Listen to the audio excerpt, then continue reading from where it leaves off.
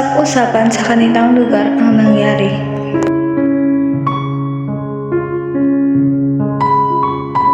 Sa Bitirasa, isang kapital. Mula noong gabing looban ni Balat ang bayan ay hindi pa ako nakakakita na kagaya kanina. Anong karaming putok? May nagsasabing ito ay pinamunuan ng matandang kapit. Mga tulisan, hindi maaari. Sinasabing ang naglaban ay ang mga sibil at ang kwadrilyero. Kaya't nagtitiis si Ginoong Filipo. Sanctus Diyos, sinasabing hindi bababa sa 14 ang namatay. Ayaw ng isang patay. Isa? Dalawang nakikita ko. Ako man, pero hindi niya alam ang nangyari. Malamang ay ang mga kwadrilyero. Hindi po, isang pag-aalsa sa loob ng kwartel. Ano bang pag-aalsa? Ang kuga ay lumusob sa altares. Alin man sa sinabi ninyo ay hindi siyang nangyari. Ang mga inject ang nag-alsa. Ang mga inject? Kaya wala man tayo nakita isa man sa kanila. Baka namatay na lahat. Inaakala ko na mayroon silang balak kahapon. Nakikinit-kirita ko na nga kagabi. Sayang, namatay na ang lahat. Namatay ang lahat bago magpasko. Sa panahon pa naman ng kanilang pagbibigay ng regalo, hinintay sana muna nila ang bagong taon. Tayo, umupo tayo. Alam niyo ba, na tinangka din ni Ibarra na itakas si Maria Clara? Oo talaga? Talaga? Usap-usapan din aking narinig na ipapakasal si Maria Clara sa isang asla.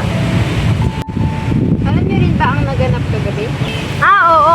Tinasabog ang kumbento at sinugod naman ang kwartel. Nabalitaan ko rin na hinuli si Ginoong Kristo mo Ibarra. At sinunog rin ang kanyang bahay. Kaawa-awang binata. Maawa sa ex-gumulgado? Ang sabi ng mga Kore, isang pagkakasala ang maawa sa mga kaaway ng Diyos. Hindi niyo ba naaalala? Sa Campo Santo at animoy nasa isang kwarto ng upunan ng mga hayop sa nagumaka. Talaga namang magkawit ang pagkakunan ng hayop at ang kampanto. Sige, ipagtanggol mo ba iyang maliwanag na pinaparusahan ng Diyos?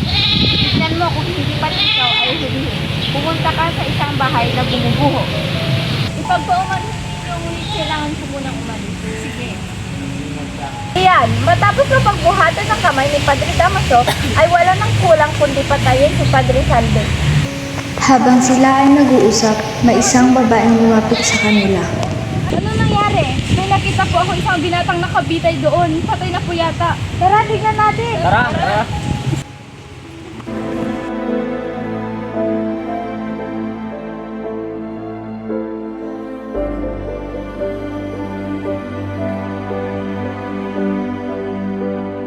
Tingnan ninyo ang peklang kapwa.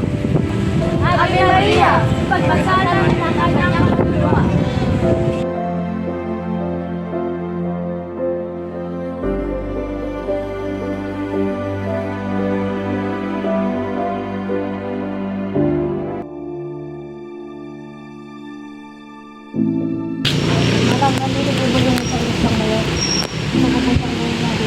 Puyat siya. Sige, alis na. Hindi ko po siyang pasakin. Sabi ng puyat siya. Ayun siya, natutulog.